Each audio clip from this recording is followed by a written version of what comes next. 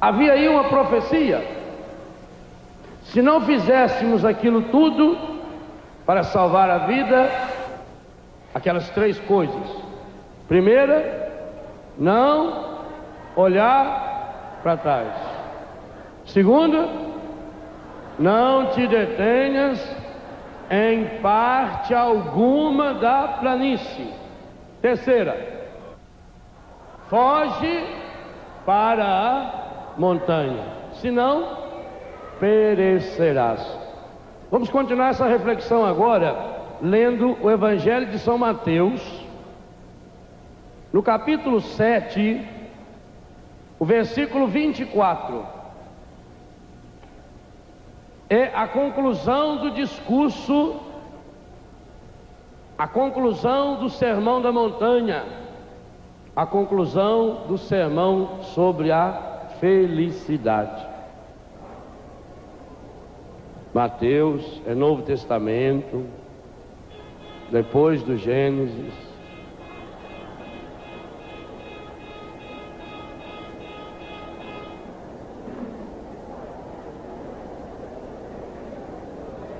Capítulo 7, versículo 24. Na Bíblia Ave Maria está escrito, o título é Conclusão do Discurso. Que discurso? Sermão da Montanha, que começou no capítulo 5, 6 e 7 de Mateus. O Sermão das Bem-aventuranças, numa palavra moderna, o Sermão da Felicidade. Então vamos ler, o que será que Jesus quer nos ensinar nessa tarde, no dia da Sagrada Família, sobre a felicidade. Aquele, pois, que ouve estas minhas palavras e as põe em prática, é semelhante a um casal prudente que edificou sua casa sobre a rocha. Versículo 25. O que aconteceu com essa casa? Três coisas. Primeira, caiu a chuva. Segundo, vieram as enchentes. Terceiro, sopraram os ventos. E essas três coisas investiram contra aquela casa, mas ela não caiu. Por que não caiu? Porque estava edificada sobre a rocha. Mas aquele casal que ouve, ou aquela família que ouve as minhas palavras e não as põe em prática, é semelhante a um casal que construiu a sua casa na areia, na planície. O que aconteceu com eles?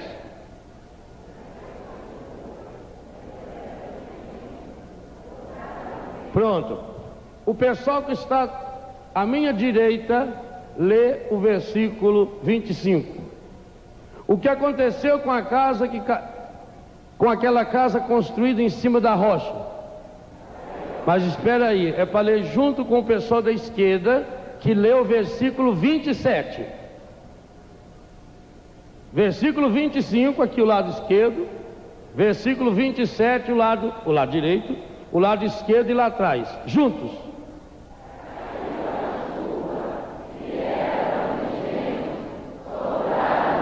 Eu acho que vocês não entenderam.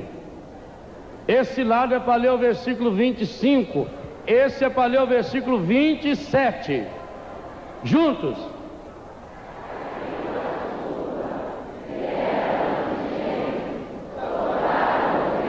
Mas é igual. Será que não é um erro na tradução da Bíblia? Observaram que Jesus falou exatamente as mesmas palavras, na mesma sequência.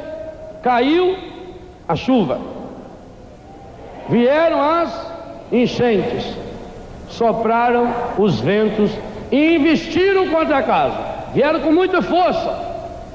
Qual é a única diferença do versículo 25 e do versículo 27? A conclusão. O versículo 25 conclui: mas, vírgula, ela não caiu, porque estava edificada sobre a rocha.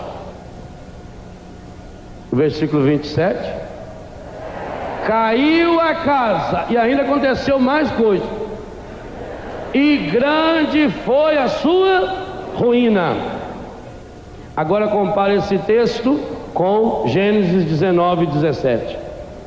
Quer salvar sua família? Se quer, não olhes para trás. Quando voltar para a sua casa, lá em São Paulo, no Rio, em Minas Gerais, em Rondônia, Goiás, no Brasil inteiro, lá pro Biguá, né? Itabirito, tudo bem, Pouso Alegre. Quando voltar para lá, é preciso ter a coragem de não olhar para trás, de não lembrar-se dos erros das pessoas. Então não olhe para trás. Segundo, não te detenhas em parte alguma da planície, em parte alguma, nem nas pequenininhas. Terceiro, foge para a montanha. Tem um lugar para a gente fugir, para a gente se refugiar, e esse lugar é essa montanha que é o próprio Cristo. Por isso, todas as experiências de montanha do Antigo Testamento, elas se resumem em Jesus, e agora elas precisam ser continuadas em nossa vida. Olha que coisa interessante, Jesus não diz assim: você que entregar a sua família para Jesus, você não terá mais problemas. Ele diz isso? Ah, padre, aleluia, eu entreguei agora os meus problemas para Jesus. Pode pegar de volta. A sua parte Deus não faz. Padre, como é possível que eu, sendo uma pessoa carismática, eu participo de grupo, eu vou na canção nova, como é que acontece desgraça comigo? Que adianta então a gente rezar? Parece que quanto mais rezo, mais assombração aparece. Jesus não prometeu vida fácil para os seus seguidores. Jesus não disse que a família que entregasse sua vida para Ele iria viver uma vida maravilhosa, sem problemas. O grande segredo da maravilha e dessa felicidade é superar estes problemas, é fazer a nossa parte e fazê-la muito bem feita. Significa que a felicidade não existe de uma hora para outra, ela tem que ser construída.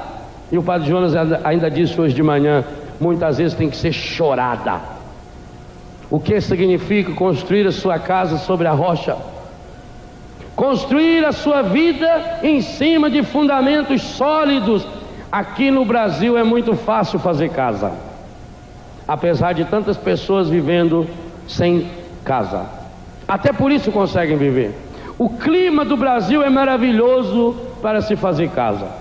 Você consegue levantar uma parede de madeira, fechar de tábua, cobrir de sapé, ou de tabatinga. Ou aqui no Brasil existe, por exemplo, a telha Eternite. Pode, só bastou colocar uma telha Eternite, está protegido. Por quê? Nós não temos neve. Imagina uma casa com telha Eternite na Alemanha, na Suíça, aonde a temperatura chega a 30 graus para baixo de zero, e vai juntando 1,5 m, 2 de neve em cima do telhado. Por que as casas europeias, os telhados são assim? Você acha que é para ficar de mão posta rezando? é para a neve escorrer. O que eles gastam para fazer um telhado na Alemanha, nós fazemos 3 casas no Brasil. Eu estive na Alemanha em 93, eu fui numa universidade que ensinava a fazer janela. Para nós, janela é só pôr uma tábua assim com a tramela que fecha e pronto. Lá a janela tem que enfrentar 150 km de vento, gelo, neve, frio, tempestades. Então a gente vai acostumando aqui a fazer casa fácil. Por exemplo, no Japão tem terremoto.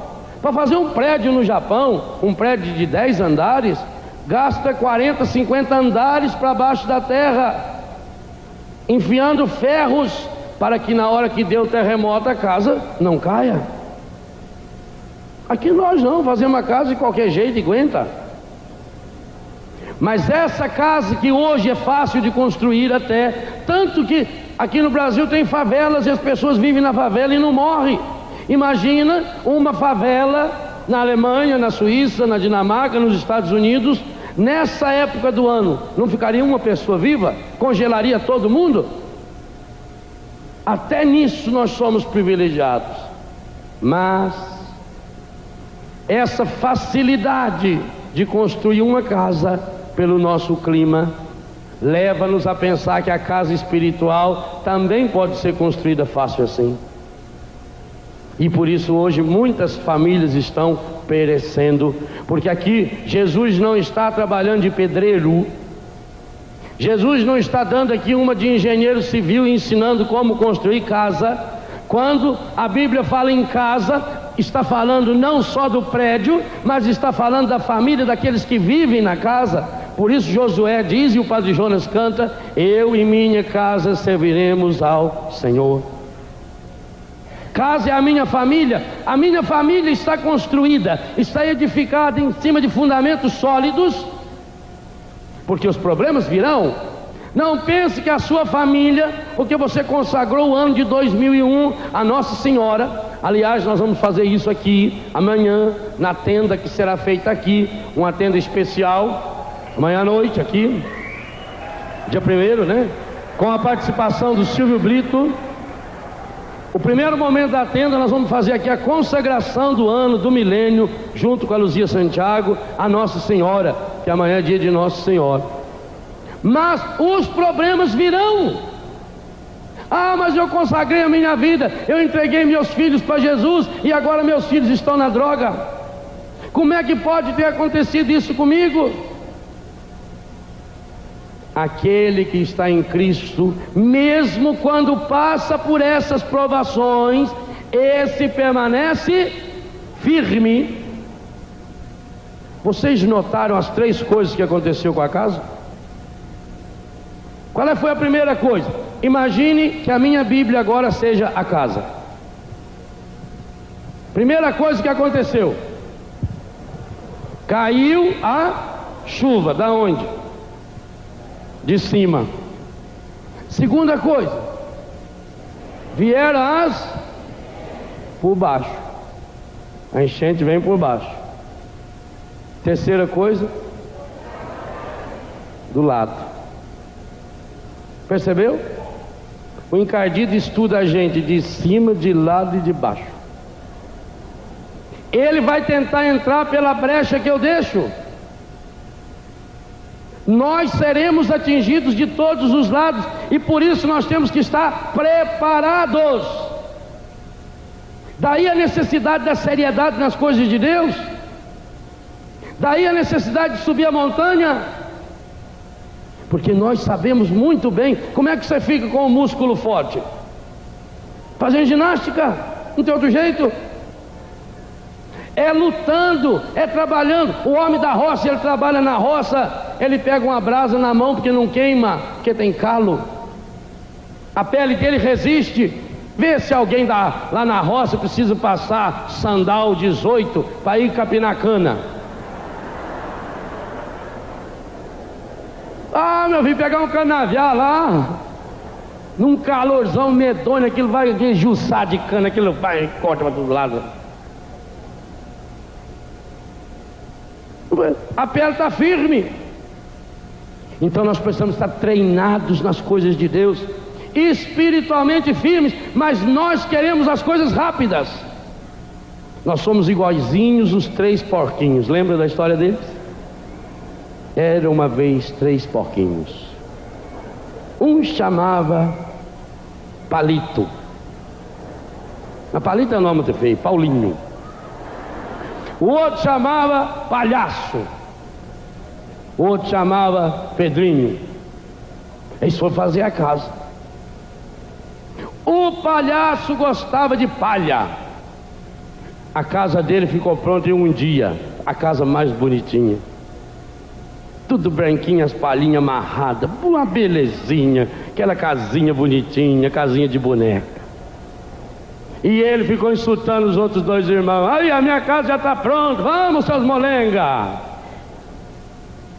O Paulinho foi fazer a casa dele de madeira, mais difícil. Tinha que buscar madeira, trazer a madeira na boca. Porco carregar madeira é difícil. Já viu o porco carregar madeira? Difícil. Levou uma semana para fazer. Aí se juntou o palhaço e ficaram insultando o irmão. Aí o irmão dele fazendo de pedra a casa mais feia. Pedra branca, pedra amarela, pedra vermelha, pedra preta, pedra maior, pedra menor. Ele machucou um monte. Caiu pedra no focinho dele, caiu pedra no pé dele. Tudo machucado. Ele empurrando assim no focinho, aquela pedra morra acima. E os irmãos dele brincando, insultando. E vem ajudar. E eu? Nós já fez nossa casa. Passou um tempo, veio o lobo. Você já viu que certos canais de televisão tem lobo até no nome? Eu acho interessante isso.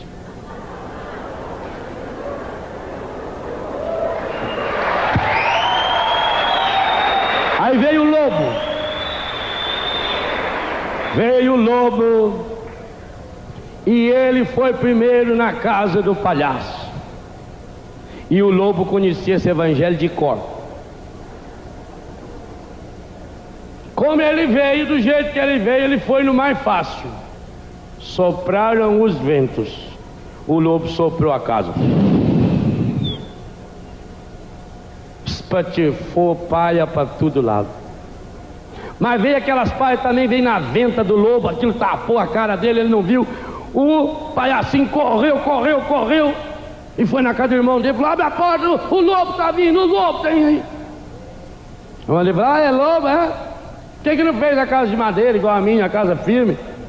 Pensa que é só soprar? Pelo amor de Deus, vai o lobo lá. Aí deixou o irmão entrar. E o lobo está lá. O lobo chegou, o lobo já tinha know-how. O encardido sempre vem pegar aquilo que ele deixou. Aqui, a isca, ele sabe qual é a isca que a gente gosta. Ele já sabia como é que derrubava a casa. E ele chegou sossegado, se posicionou, estofou o peito e... nem balançou a casa. E soprou de novo. Voltou na casa dele, pegou Mateus capítulo 7, falou: não adianta soprar. Vieram as enchentes por baixo. Eu vou arrancar a casa. Vira enchente significa amolecer o fundamento da casa. E começou a chacoalhar. Fazer igual um tio meu quando fazia cerca. E nunca terminava de fazer a cerca, porque punha o poste, o morão, socava, quando que socava ele chacoalhava para ver se estava firme. Nunca ficava firme. Levava um dia para ficar. Tá ruim isso aqui. O lobo começou a chacoalhar. Conseguiu ir levantando a casa. Mas no que ele levantou um tantinho assim, os porquinhos já correu. E foi para a casa do Pedrinho. Pedrinho, o lobo! E o Pedrinho olhando na fechadura: é o lobo, é. Corre, vamos brincar, joga palha nele. Minha casa é muito feia. Vocês não emprestaram nem o band-aid aquele dia pra mim pôr no nariz que eu machuquei no focinho. Nem metiolate. Eu tô magoado com vocês. O lobo tá vindo. Ah, tá. Mas tava vendo, né? Ele tava olhando. Quando ele viu que o lobo tava vindo, ele abriu a porta do... Ai, graças a Deus. Ai. O lobo chegou tranquilo. O lobo já tinha know-how. Chegou, se posicionou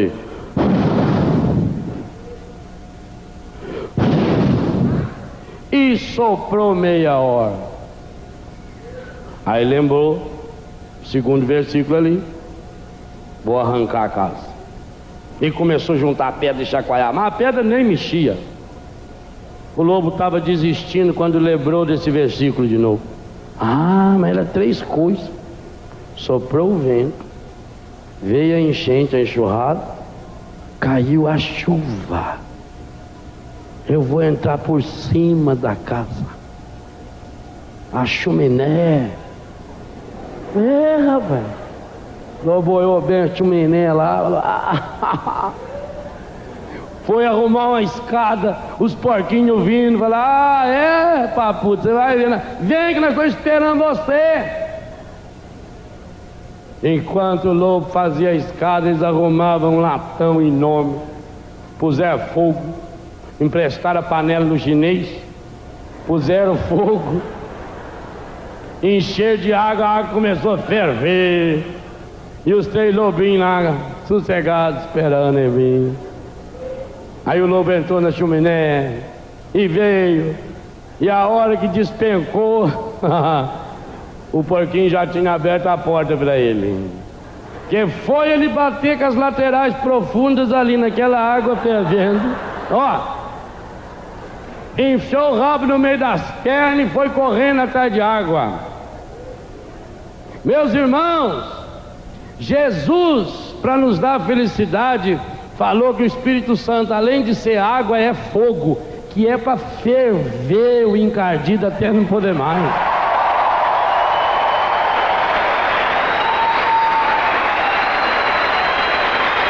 Mas é para ferver de uma vez.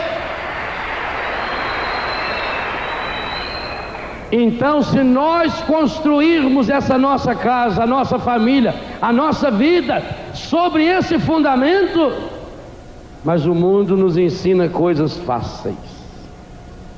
Por isso, olha o namoro hoje.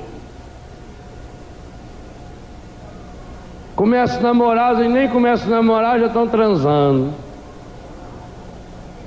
Porque o senhor sabe como é que é, né, padre? Eu não sei não, nunca saí com você, agora como é que eu vou saber? Porque os tempos mudaram. Mudaram mesmo. Mudaram muito. Começa a namorar já.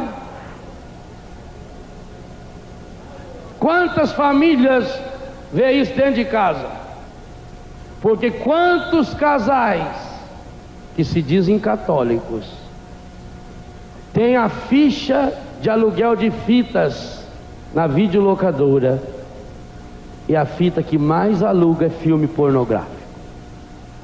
O dia que um casamento, para funcionar, precisa de uma fita pornográfica, joga a fita e o marido fora da janela.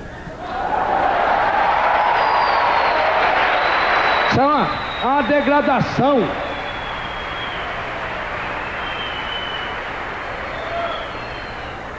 E o filho vê. Eu conheço um moleque de 8, 9, 10 anos de idade, que todos os meses levava ao colégio a revista Playboy que o pai assina. Eu conheço homens que se dizem católicos que têm assinatura da Playboy. E a mulher acha normal. Ele precisa olhar na revista, ver essas moças. Por que não põe a foto da filha dele, da mãe dele ali na revista também?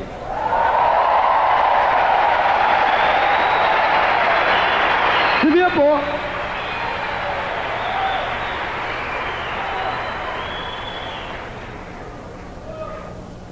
A família hoje está indo pelo fácil. mas estão afundando e perecendo. Porque está vindo a chuva e alguns estão perecendo com qualquer vento. Porque Deus está fora dos nossos relacionamentos. Foge para a montanha, estão indo para o buraco. É uma brigalhada dentro de casa. Falta de respeito que o padre Jonas falava, começa pela falta de educação. Algumas palavras parece que são proibidas de se falar dentro de casa. Por favor, muito obrigado, eu te amo. Parece que essas palavras não podem falar. Idioma que só se usa na rua. Antigamente só podia falar palavrão na rua, perto de casa não podia falar. Agora dentro de casa não pode falar por favor, muito obrigado, eu amo você. Não tem tempo. Não tem tempo de se abraçar. Os filhos não têm mais o cheiro dos pais. Não, padre, porque eu estou trabalhando para ele. Tudo que eu estou fazendo é para ele. Eu quero que ele tenha um futuro melhor do que o meu. E quantos não estão tendo futuro? Eu vejo pelos meus filhos em Betânia. Obviamente que não são todos. Aliás, tem uma grande diferença em Betânia. Acontece de pessoas de uma família boa, de uma família cristã, cair na droga. Acontece. Mas dificilmente essa pessoa fica na droga. Essa é uma diferença fabulosa. Lá em Betânia, eu acho que nós não temos nenhuma experiência ainda assim. Quando a família está junto, a família vai lá no fundo com o filho e cata ele volta. Quando o pai e a mãe têm coragem de ir lá abraçar e beijar o filho. Agora, quando eu sou pai e mãe só quando o meu filho ganha em primeiro lugar. Então começa na família, é o básico, gente. É o respeito, é o carinho, é o benção mãe, é o benção pai, é os limites. Esse negócio de filho tratar pai e mãe igual, você é isso, você é aquilo. Filho não é igual pai e mãe, não. A Bíblia manda honrar pai e mãe exatamente por isso. Ora, se Jesus, que é Deus, que repreendeu Maria e José, não sabias que devo ocupar das coisas de meu pai? Nossa Senhora e São José não falaram nada para ele, não, só dizer 5 olhos, embora. Aí São Lucas escreveu: desceu com eles, lhes era submisso, o mesmo submisso que o padre Jonas usou no texto hoje de manhã, e crescia em idade, sabedoria e graça diante de Deus e dos homens. Se na pedagogia de Deus, Jesus, para ser humano, precisou de um pai e de uma mãe que fossem presença, nós não podemos esquecer que Jesus com 12 anos, ele era um adolescente. Um adolescente podia até ser rebelde. Parece até uma certa rebeldia quando ele fala para o pai e com a mãe, meio petulante assim: não sabias que devo ocupar-me das coisas do meu pai? Sabia, mas você volta com nós. Vamos embora, meu filho. E foi. Conseguiu enganar os dois 3 dias só. A hora que deram falta, voltaram. E outra, voltaram os dois. José e Maria voltaram. Maria não falou: ô José, volta lá e vai ver o rapazinho que ficou lá. Ô, mas você é mesmo, né? Por isso que eu falo que esse menino puxou seu pai.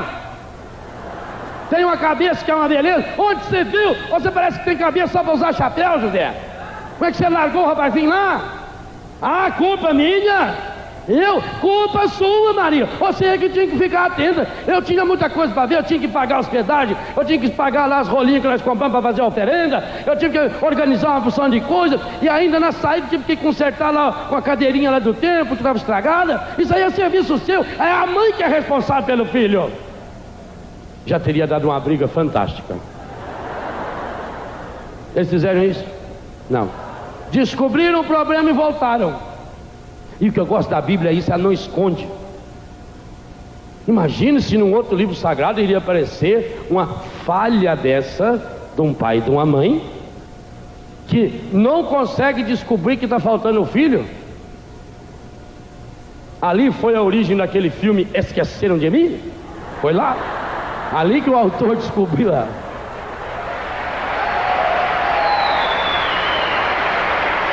Mas eles foram atrás, foram buscar o menino. E São Lucas diz 2 vezes: Jesus lhes era submisso. Agora tem pais aí que hoje não tem mais autoridade nenhuma sobre o filho. O filho faz o que quer. Molequinho e menininha com 12, 13, 14 anos pega o carro e briga na televisão, e come o que quer, e come a hora que quer, e chega a hora que quer em casa. E o pai, ah, padre, eu não sei o que eu faço. Eu sei. Quer mandar ele para mim lá uns dias? Manda. Mas vai ser do nosso jeito. Precisa ter limites. A casa tem que ser firme em cima de uma rocha, e rocha significa firmeza, e não areia, que é moleza.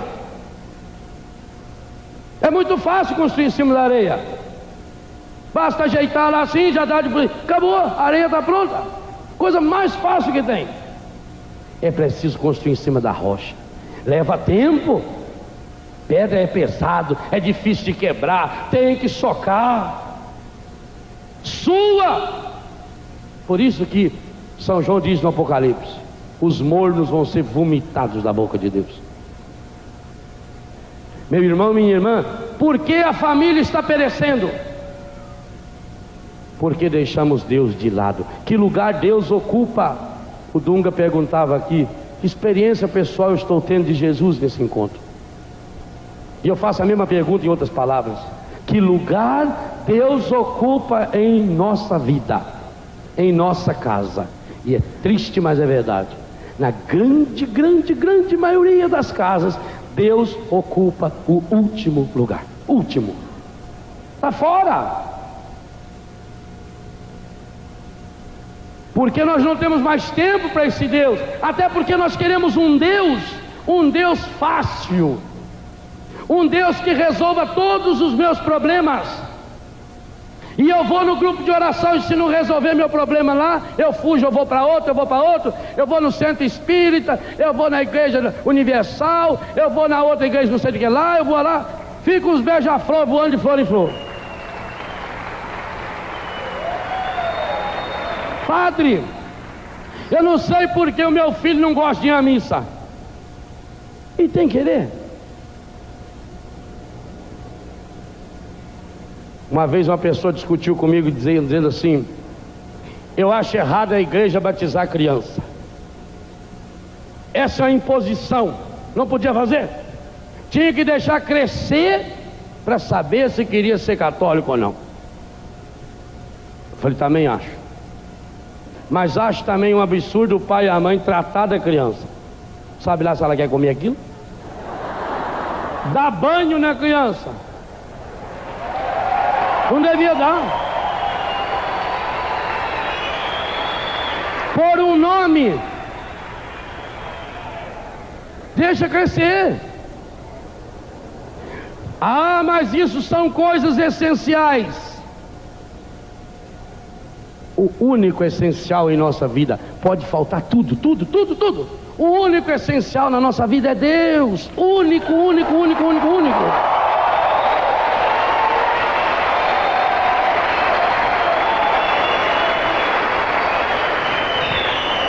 Mas nós deixamos Deus de lado. A missa nós vamos quando tem vontade. Rezo quando dá. Eu sou muito católico. Dízimo é uma vergonha. Em alguns lugares chama centésimo, em outro vídeo chama milésimo, quatrilésimo.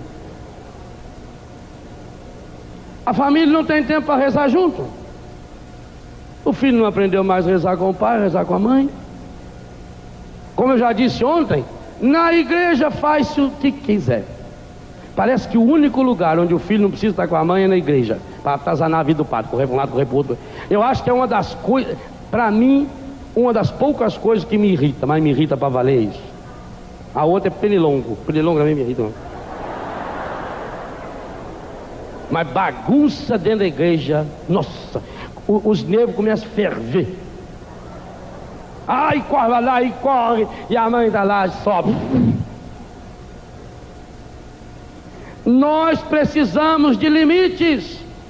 O novo milênio tem que ser o milênio do limite. Você quer que a sua família não pereça? Porque vai perecer, vai. E é triste dizer, meu irmão, minha irmã, mas vai ter muita gente da sua família que vai perecer. Basta você fazer uma análise. E aqui nós temos um critério bíblico para essa análise. A casa está construída em cima da rocha? Tem Deus?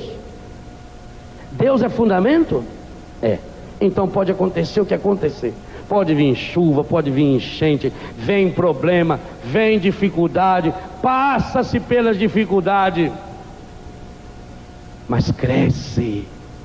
O ser humano que tem Deus transcende, e o que é transcender é passar subindo. Buscai as coisas do alto. Abra sua Bíblia na carta de São Paulo aos Colossenses, no capítulo 3. Eu encerrei a pregação hoje de manhã falando desse capítulo 3, falando do versículo 1. Só que agora eu queria que você abrisse no versículo 8.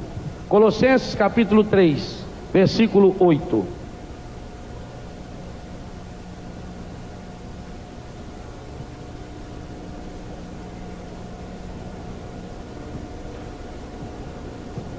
Acharam?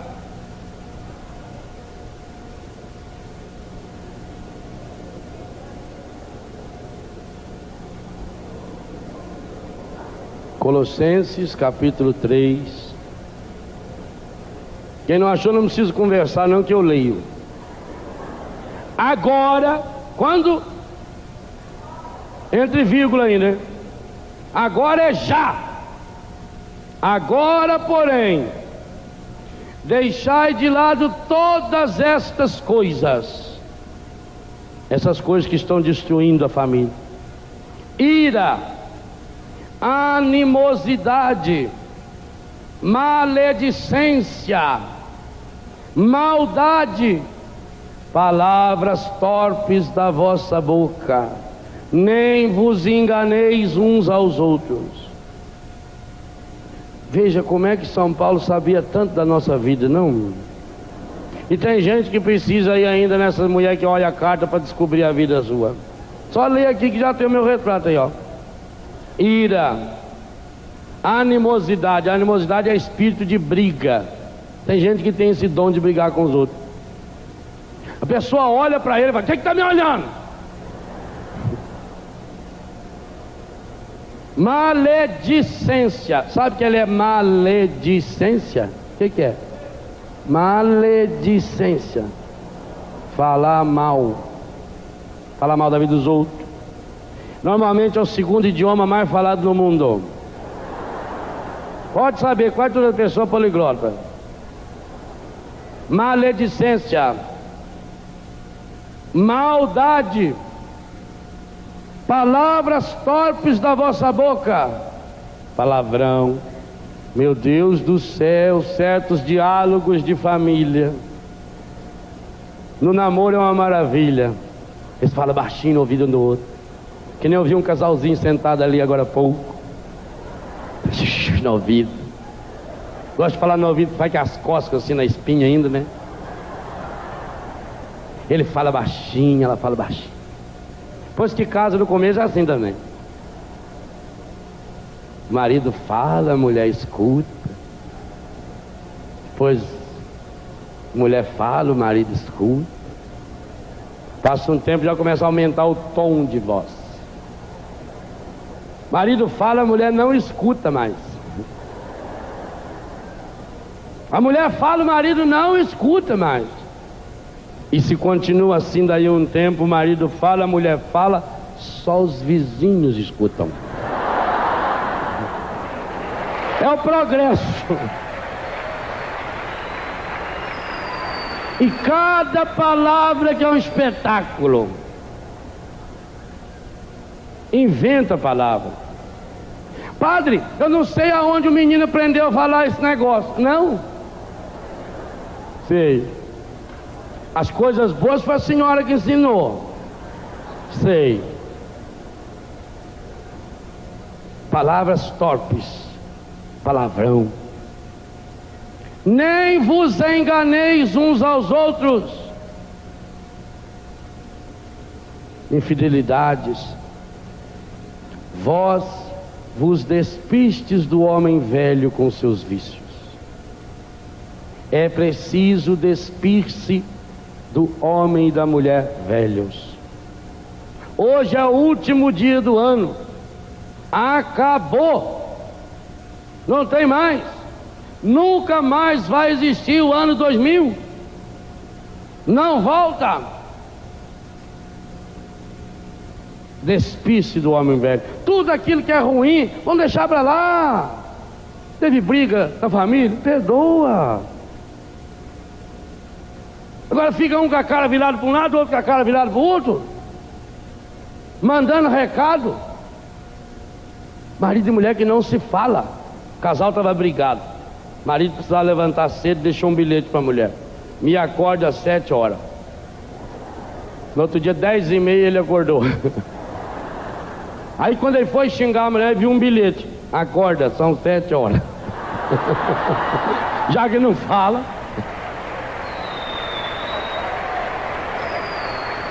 Discussão, briga. Então, ou não se falam, ou o medo, a gritaria. E muitas vezes, quantos maridos, quantos filhos, quantas mulheres sofrem calados, mas para levar o relacionamento. Não existe esse amor de novela, não, gente, isso aí é bobagem. Todo mundo aqui sabe que amar é tirar pedaço da gente, e tirar pedaço dói. Amar é se sacrificar.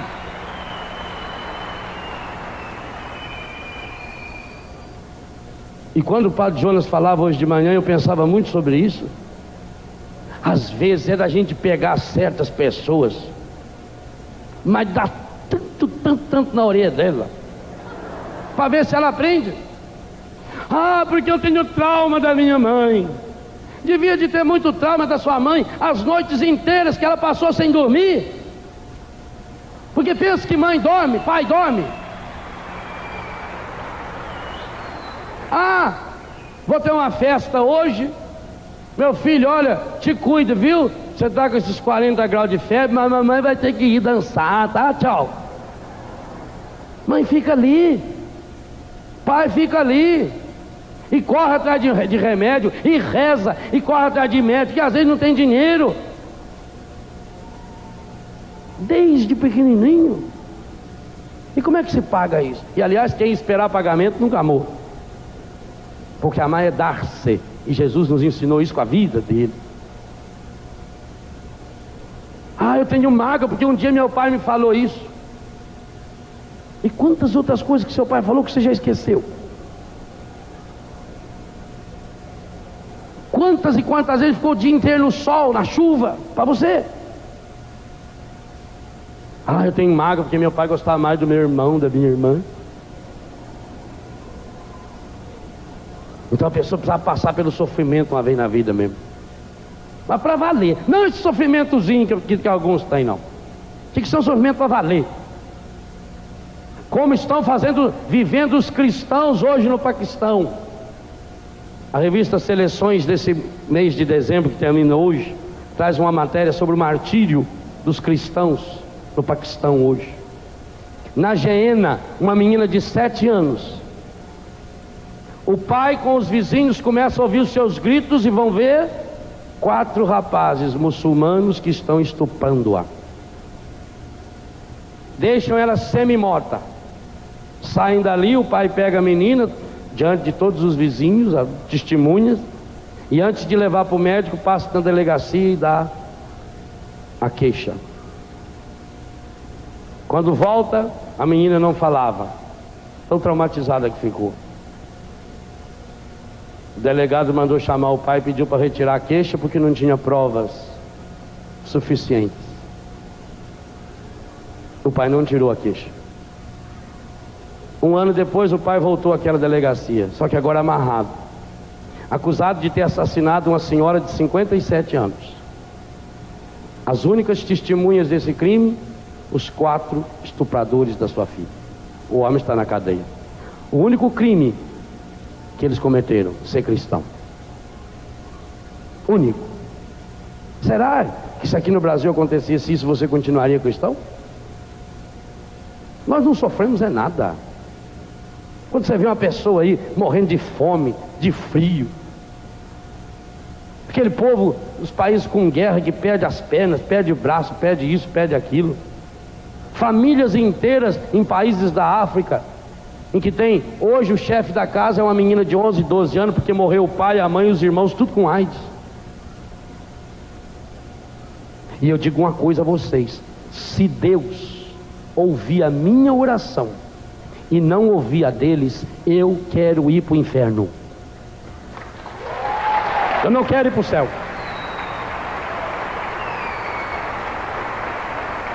Se Deus ouvir a minha oração só porque eu sou padre e venho na Canção Nova e não ouvir o gemido desses pobres que estão morrendo e sofrendo desse jeito, eu quero ir para o inferno. E Deus sabe disso. Eu já falei para ele muitas vezes. Então, nós precisamos passar por essa experiência, mas a casa tem que ser firme. Despir-se desse homem velho, dessa mulher velha, com todos os seus vícios. Quantos e quais são os nossos vícios? Acabamos com a nossa saúde, comendo, bebendo, assistindo o que não presta. Mas para que isso aconteça, versículo 10: e vos revestistes do homem novo, da mulher nova. E agora vem uma frase que eu acho espetacular: e vos revestistes do novo, que se vai restaurando constantemente. Restaurando constantemente a imagem daquele que o criou até atingir o perfeito conhecimento. Que se vai restaurando constante. Essa restauração é uma obra constante. Cada dia nós damos um passo. Ela não é mágica, não é um estalar de dedos, é uma caminhada. E uma longa caminhada se faz com pequenos passos, na firmeza, na renúncia, no sacrifício, na luta, na garra. Mas tem que ter fundamento que me segura. Agora, se eu quero as coisas fáceis, eu quero construir a minha vida sobre coisas fáceis, eu não quero saber de fazer renúncia. Tem algumas partes no evangelho que não é para mim, isso eu não gosto. Quando o evangelho quer interferir no meu namoro, no meu relacionamento de marido e mulher, de pai e de mãe, na minha vida de padre, na minha vida de jovem, isso aí eu deixo do lado. Eu quero vir na Canção Nova, eu quero cantar, eu quero rezar, eu quero que o Padre Jonas ponha a mão na minha cabeça, eu quero falar com o Dunga, com o Ricardo, eu quero tudo isso. Mas quero continuar deixando o litro de cachaça e o potinho de camisinha lá dentro da minha barraca. Vai voltar novo? Novo? Que novo? Que novo? Mas vou continuar com a minha língua só na fofoca. Ah, porque eu rezo. Será que só basta rezar? Construir a casa em cima da rocha significa produzir frutos. Quais são os frutos que eu produzo? Senão vai acontecer comigo o que aconteceu com aquele padre. O padre morreu. No mesmo dia que ele morreu, morreu um motorista de ônibus. Aí chegaram os dois no céu, quase que juntos. Quando São Pedro viu os dois, São Pedro começou a gritar para os anjos: olha aqui que ele chegou, ele está vivo, vem logo aqui. O padre já ficou todo feliz. Arrumou o Clégio.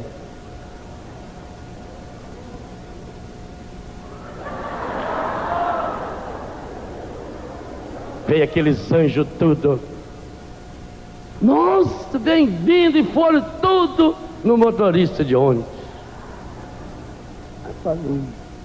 São Pedro, faz favor, nós estávamos aguardando o senhor. Anjo Rafael, suíte número 2. Aí foram aqueles anjos levando ele carregado. Chegou lá, aquela suíte, coisa mais linda do mundo. Aquele quarto enorme, aquela cama, nuvens brancas, na parede nuvens azuis. Ele deitou sozinho lá no meio daquele colchão. Temperatura que era uma maravilha. E o padre ficou lá na portaria. Passado umas 2 horas, o padre tocou de novo a campainha. São Pedro veio e falou: desculpa. A gente ficou tão impressionado aí, tão entusiasmado com a chegada do novo membro da família. O senhor apanhou o nome? Foi nome? Léo Tarcísio Gonçalves Pereira. Profissão. Oi, tá vendo aqui não? Tá achando que eu tô com o pescoço fora do lugar? Você quer, Gilmar? Padre, muito bem. O senhor faz favor de preencher esse fichário aqui. Tem umas 615 perguntas, mais ou menos, um calhamaço. Uma caneta Bic assim, que eu não escrevia direito, tinha que estar esquentando embaixo dela. Preencheu todinho.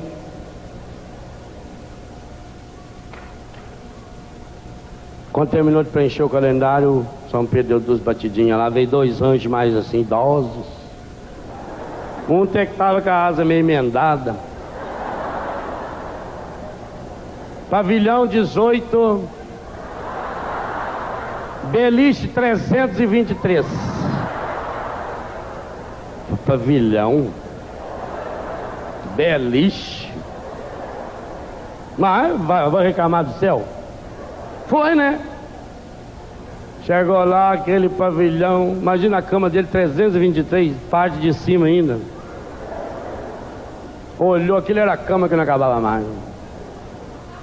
Deitou ali, mas ele não conseguia dormir. Ele levantava de noite, vinha, passava em frente ao colega que chegou, olhava. Falou: tem coisa errada, eles erraram o nome, não é possível isso. O homem é motorista de ônibus. Eu senti até um cheiro de cachaça nele quando chegou. E ele ficou no quartão grandão lá na suíte. Eu tô achando que lá é pra mim. Voltou, mas não conseguia dormir. No outro dia levantou e foi falar com o São Pedro. Falou: São Pedro, não quero reclamar não, porque eu não gosto de reclamar. Já tá bom demais eu estar aqui no céu, né? Um lugarzinho pra mim. Mas será que não houve um engano, não? Engano, filho, por quê? Falou: porque às vezes acontece engano. Eu mesmo devo ter enganado uma ou outra vez na vida. Acontece que na hora que eu fui convocado aqui, veio também um outro. Talvez houve a troca dos aposentos. Eu estou lá no pavilhão 18. Eu não consigo dormir, o senhor sabe, o padre, a gente é acostumado a dormir sozinho. Tem uma arma gorda do lado da minha que ronca a noite toda. O outro lá é uma arma, levanta para ir no banheiro o tempo inteiro. Eu não estou me adaptando. Eu estou achando que veio a ficha errada. São Pedro falou: não, filho, não está aqui não. Léo Tarcísio, o nome do senhor é? Não. Pavilhão 18, cama 323B, de cima. Mas eu era padre. São Pedro falou: filho, aqui no céu, a gente não olha o que a pessoa foi ou deixou de ser. É pelos frutos. Ué, eu era padre, eu rezava a missa. Então, filho, aí está a diferença. Enquanto o senhor fazia aqueles seus sermões, 90% do povo dormia.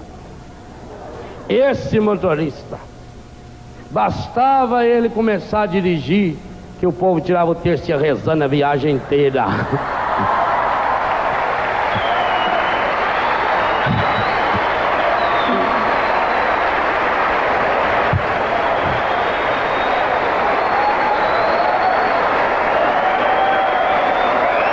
aqui de boas intenções, a parte lá de baixo está lotada.